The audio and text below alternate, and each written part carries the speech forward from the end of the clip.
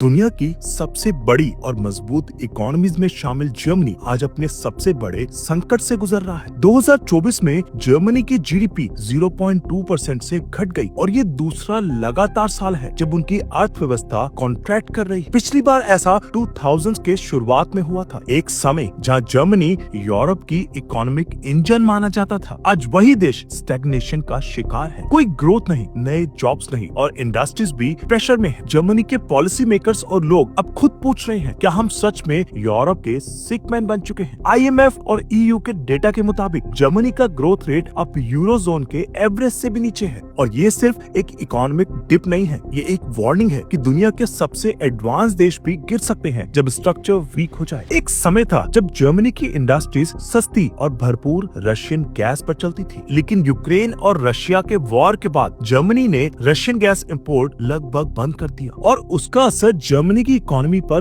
बिजली की तरह गिरा। एनर्जी प्राइसेस आसमान छू गए, इंडस्ट्रीज को काम बंद करना पड़ा, फैक्ट्रीज ने प्रोडक्शन स्लो कर दिया और छोटी कंपनीज तो बंद होने लगी। जहां पहले एक यूनिट एनर्जी में 10 प्रोडक्ट बनते थे, अब उतनी ही एनर्जी में 6 या 7। जर्मनी का स्टील, केमिकल और ऑटोमोबाइल सेक्टर्स सबसे ज्यादा अफेक्टेड हुए। पब्लिक के लिए भी हीटिंग और इलेक्ट्रिसिटी के बिल्स डबल हो गए। आज जर्मनी में लोग पूछ रहे हैं, क्या हमें रशियन गैस वापस लेनी चाहिए? लेकिन ये सिर्फ इकोनॉमिक नहीं, पॉलिटिकल डिसीजन भी है। एनर्जी सिक्योरिटी का क्राइसिस अब जर्मनी की ग्रोथ को हर तरफ से दबा रहा है। जर्मनी की इकोनॉमी एक एक्सपोर्ट मशीन थी और सबसे बड़ा बायर था चाइना, लेकिन जब चाइना की इकोनॉमी स्लो हुई, जर्मनी का एक्सपोर्ट इंजन भी रुक गया। ऑटोमोबाइल्स, मशीन्स, केमिकल्स सब कुछ जर्मनी से चाइना जाता था, लेकिन अब डिमांड घट रही है। चाइना खुद सेल्फ रिलायंट बनने की कोशिश कर रहा है और जर्मनी के प्रोडक्ट्स की जरूरत कम होती जा रही है। इसी ओवर रिलायंस का नतीजा ये है कि जर्मनी अपने नए बायर्स नहीं बना पाया। चाइना के स्लो डाउन ने जर्मनी के ट्रेड बैलेंस को हिला कर रख दिया। एक तरफ मैन्युफैक्चरिंग गिरा तो दूसरी तरफ जॉब्स कट होने लगे। एक्सपर्ट्स कहते हैं जर्मनी ने अपने सब अंडे एक ही टोकरी में डाल दिए थे, चाइना की टोकरी में। आज जर्मनी को नए पार्टनर्स, नए मार्केट्स की जरूरत है, वरना ये ग्लोबल स्लो डाउन उसके लिए और भी गहरा हो सकता है। जर्मनी, जिसे कभी इंजीनियरिंग और इंफ्रास्ट्रक्चर का किंग माना जाता था, आज अपने सड़क, ब्रिज और रेल नेटवर्क के लिए बदनाम हो रहा है। हाईवेज पुराने हो चुके हैं, रेल डिलेज रोज का मामला बन गया है और कंस्ट्रक्शन प्रोजेक्ट्स में सालों का डिले हो रहा है। एक रिपोर्ट के मुताबिक जर्मनी को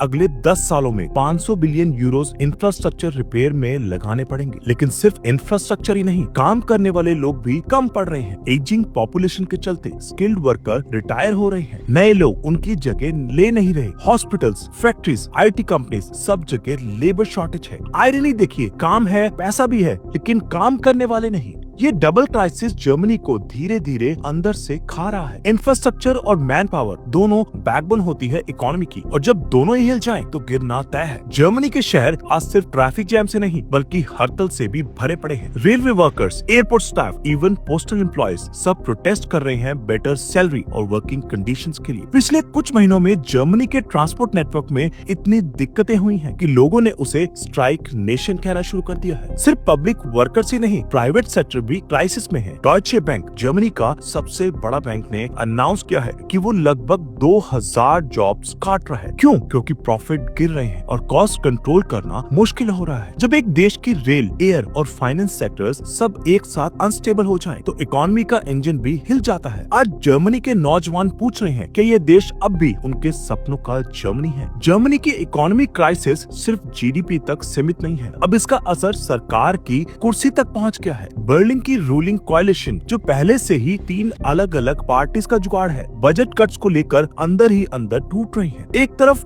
ग्रीन पार्टी चाहते हैं एनवायरमेंट फ्रेंडली इन्वेस्टमेंट, दूसरी तरफ एफडीपी चाहते हैं फिस्कल डिसिप्लिन और कम खर्च। रिजल्ट कंफ्यूजन, ब्लेम गेम और पॉलिसी पैरालिसिस। 2024 के एंड में कॉन्स्टिट्यूशनल कोर्ट ने भी गवर्नमेंट का 60 बिलियन यूरो का special climate fund illegal declare कर दिया। अब सरकार के पास न पैसा है और न ही पब्लिक का भरोसा। लोग कह रहे हैं कि तो सर्कस बन गया है, जहाँ हर कोई अपनी सीट के लिए लड़ रहा है, देश के लिए नहीं। जब सरकार ही क्राइसिस में हो तो इकोनॉमी का सुधार कैसे होगा? जर्मनी का पॉलिटिकल मॉडल, जो कभी यूरोप के लिए आइडियल था, आज इंस्टेबिलिटी का सिंबल बन गया है। जर्मनी में एक जमाना था जब लोग अपने फ्यूचर के लिए कॉन्फिडेंट थे, सेविंग्स करते थे, नई कार्स खरीदते थे, वेकेशंस प्लान करते थे। लेकिन आज मार्केट में साइलेंस है। क्यों? क्योंकि इन्फ्लेशन ने हर किसी की पॉकेट पर भार डाल दिया है। ग्रोसरीज हो, इलेक्ट्रिसिटी हो या रेंट, सब कुछ महंगा होता जा रहा है। एवरेज जर्मन कंज्यूमर अब हर खर्चे से पहले 2 बार सोचता है। एक सर्वे के मुताबिक 60% जर्मन्स का कहना है कि उनका फाइनेंशियल स्ट्रेस 2024 में